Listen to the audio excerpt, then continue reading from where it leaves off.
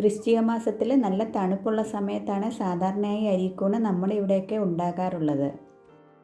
എല്ലാവർക്കും നന്ദാസ് ഡിഷസിലേക്ക് സ്വാഗതം.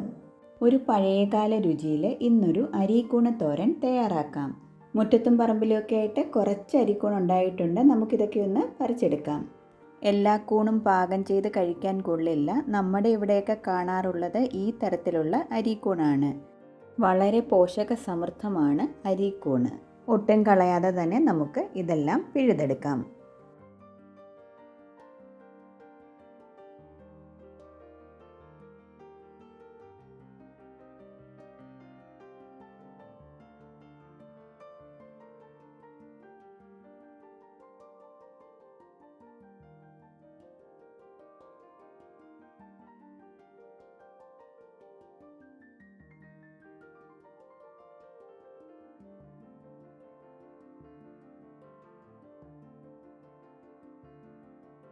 ചില കൂണൊക്കെ കുറച്ച് വലുതാണ്, ബാക്കിയൊക്കെ തീരെ ചെറിയ കൂണാണ്.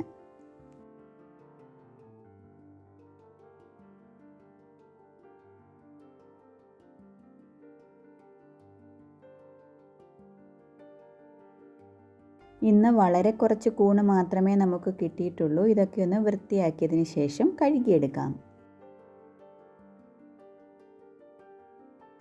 ഇത് വൃത്തിയാക്കാൻ വളരെ എളുപ്പമാണ്. ഇതേപോലെ ഇതിൻ്റെ മണ്ണ് പുരണ്ട ചുവട് ഭാഗം മുറിച്ച് കളഞ്ഞാൽ മാത്രം മതി. മുറിച്ചെടുത്ത ചുവട് ഭാഗം കളഞ്ഞിട്ട് ബാക്കി നമുക്ക് ഉപയോഗിക്കാം.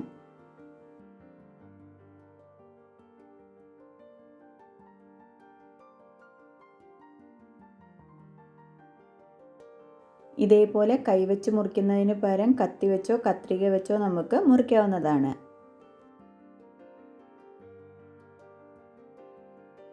അപ്പോൾ മുഴുവൻ കൂണിൻ്റെയും ചുവട് മുറിച്ച് നമ്മൾ വൃത്തിയാക്കി എടുത്തു കഴിഞ്ഞു. ഇനി ഇതൊക്കെ നമുക്കൊന്ന് കഴുകിയെടുക്കാം. ഇതൊരു പാത്രത്തിലേക്ക് ഇട്ടതിന് ശേഷം അതിലേക്ക് കുറച്ച് വെള്ളം ഒഴിച്ച് വെക്കാം. 5 മിനിറ്റ് വെച്ചതിന് ശേഷം ഉലച്ചു വാരി എടുക്കാം. 5 മിനിറ്റ് ആകുമ്പോഴേക്കും ഇതിൽ പറ്റിപ്പിടിച്ചിരിക്കുന്ന മണ്ണൊക്കെ ഒന്ന് കുതിരും.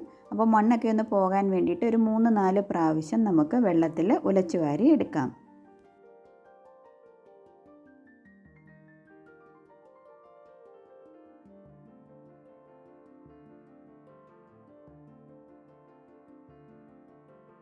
ഇപ്പോൾ 4 പ്രാവശ്യം ഉലച്ചു വാരി എടുത്തു കഴിഞ്ഞു. ഇതിലെ മണ്ണൊക്കെ പോയിട്ടുണ്ട്. മണ്ണെല്ലാം പോയതിന് ശേഷം ഒരു പ്രാവശ്യം കൂടി ഉലച്ചു വാരി പിഴിഞ്ഞെടുക്കണം.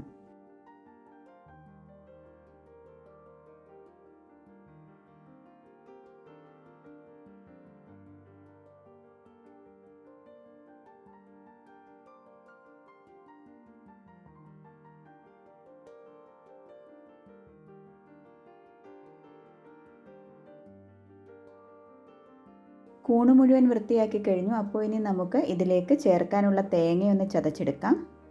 1 കപ്പ് കൂണാണുള്ളത്. 1/2 കപ്പ് തേങ്ങ ഒരു മിക്സിയുടെ ജാറിലേക്ക് ഇടാം. ഇതിലേക്ക് 10 ചുവന്നുള്ളിയും 1 പച്ചമുളകും കൂടി ഇട്ട് ചെറുതായിട്ടൊന്ന് ചതച്ചെടുക്കാം. കൂണും ചതച്ചെടുത്ത തേങ്ങയും കൂടി ഒരു പ്ലേറ്റിലേക്ക് എടുക്കാം. ഇതിലേക്ക് 2 തണ്ട് കറിവേപ്പില കൂടി ഇടാം. 1/4 ടീസ്പൂൺ മഞ്ഞൾപ്പൊടിയും 1/4 ടീസ്പൂൺ പെരിഞ്ജീരകം വറുത്ത് പൊടിച്ചതും 1/2 ടീസ്പൂൺ ഉപ്പും കൂടി ഇതിലേക്കിട്ട് എല്ലാം കൂടി നല്ലതുപോലെ ഒന്ന് മിക്സ് ചെയ്യാം.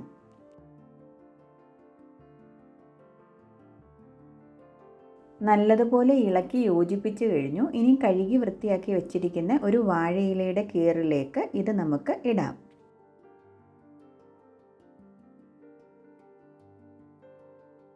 ഇതിലേക്ക് 1 ടേബിൾ സ്പൂൺ വെളിച്ചെണ്ണ കൂടി ഒഴിച്ച് നല്ലതുപോലെ ഒന്ന് കനം കുറച്ച് പരത്തിയെടുക്കാം.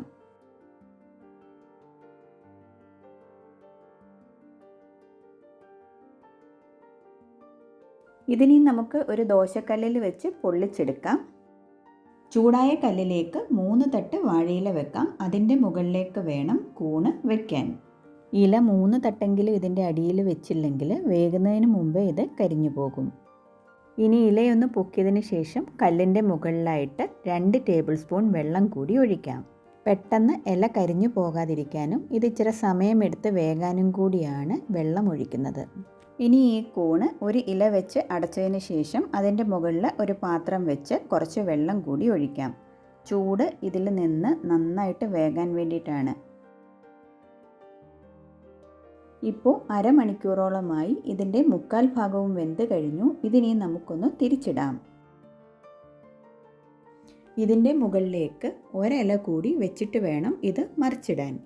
ഒരു സപ്പോർട്ടിന് ഒരു പ്ലേറ്റ് മുകളിലേക്ക് വെച്ചതിന് ശേഷം ചട്ടുകം കൊണ്ട് ദോശ തിരിച്ചിടുന്നത് പോലെ ഇതൊന്ന് തിരിച്ചിടാം.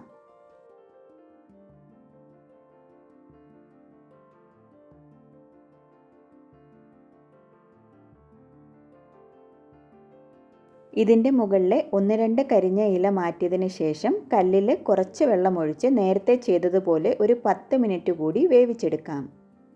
കരിഞ്ഞു പോകാതിരിക്കാൻ പ്രത്യേകം ശ്രദ്ധിക്കണം.